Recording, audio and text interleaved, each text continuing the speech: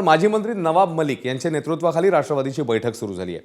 मुंबई महापालिका निवडणुकीच्या पार्श्वभूमीवर या बैठकीला सुरुवात झाली आहे। बैठकीला आमदार सना मलिक, कार्याध्यक्ष सिद्धार्थ कांबळे, माजी आमदार झिशान सिद्दीकी उपस्थित आहेत। एकीकडे भाजप आणि शिवसेनेने नवाब मलिक असतील तर मुंबईत युती अशक्य आहे अशी भूमिका स्पष्ट केली आहे। त्यामुळे राष्ट्रवादीच्या आजच्या बैठकीत नेमका काय निर्णय होणार पाहणं महत्त्वाचं आहे। आणि बैठकीतली ही दृश्य आहेत।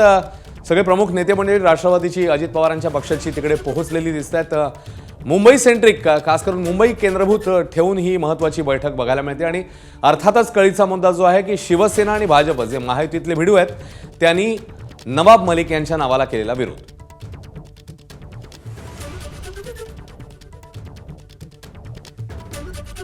आणि या सगळ्याबद्दल आपले प्रतिनिधी निलेश बुधावले यांच्याकडून ताजे अपडेट्स जाणून घेऊया, कारण ते या बैठकीवर बारकाईने लक्ष ठेवून आहेत। निलेशकडे आपण जाणार आहोत, कारण ज्या पद्धतीने आता राष्ट्रवादीची ही महत्त्वाची बैठक, निलेश जसं आपण म्हणतोय की बैठक तर सुरू झाली आहे, दोन मुद्दे आहेत। एक तर नवाब मलिकांचंच नेतृत्व अधोरेखित करण्यासाठी बैठक आहे का काही वेगळा विचार होऊ शकतो? कारण जसं आपण बघतोय की भाजप आणि शिवसेना यांनी मलिकांच्या नावाला ठाम विरोध केलाय। निलेश, काय घडतंय नेमकं? साधारणपणे मागच्या 15 मिनिटांपासून आता या बैठकीला सुरुवात झालेली आहे। या बैठकीच्या अनुषंगाने मुंबई महानगरपालिकेच्या निवडणुकीमध्ये राष्ट्रवादी काँग्रेस पक्ष किती उमेदवार उभे करू शकतो याचा आढावा घेण्यात येणार आहे। दुसरी महत्त्वाची बाब अशी आहे की उद्या राष्ट्रीय अध्यक्ष अजित पवार यांच्यासोबत या सर्व प्रमुख नेत्यांची चर्चा होणार आहे। तत्पूर्वीची ही महत्त्वाची बैठक आहे, कारण या बैठकीमध्ये ज्या पद्धतीने भाजपनं स्टँड घेतलेला आहे की कोणत्याही परिस्थितीत नवाब मलिकांशिवाय आमच्या सोबत नकोत, नवाब मलिकांशिवायच राष्ट्रवादी काँग्रेस पक्षाला वेलकम असेल। आणि त्या अनुषंगानं भाजपनं आणि शिवसेनेने एक पाऊल पुढे टाकलंय, त्यांना बैठका करायला सुरुवात केलेल्या आहेत। तर दुसरीकडे राष्ट्रवादी काँग्रेस पक्ष देखील कमी नाहीये। राष्ट्रवादी काँग्रेस पक्षाने देखील आज तातडीची बैठक बोलवली।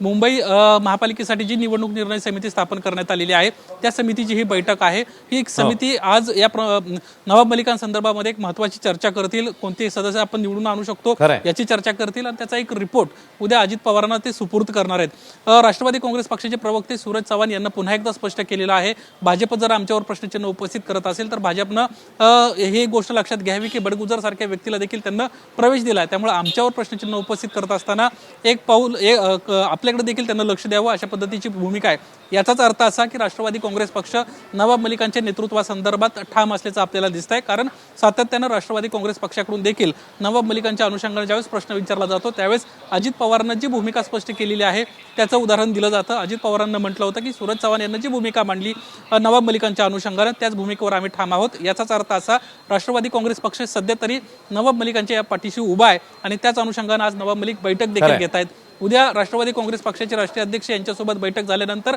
संध्याकाळी महायुतीचे महत्त्वाचे महाराष्ट्रातले जे नेते देवेंद्र फडणवीस यांच्यासोबत देखील अजित पवारांची बैठक पार पडणार आहे।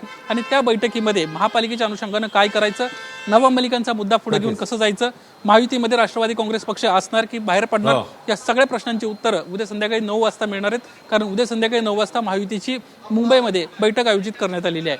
अश्विन, खरं निलेश, त्यामुळे आता अजून 2 दिवस म्हणजे आज आणि उद्याचा दिवस फार महत्त्वाचा असेल निलेश। त्यामुळे आपण बघूया आता राष्ट्रवादीचा नेमका काय निर्णय होतो। धन्यवाद निलेश या सगळ्या सविस्तर माहितीबद्दल। एबीपी माझा, उघडा डोळे बघा नीट।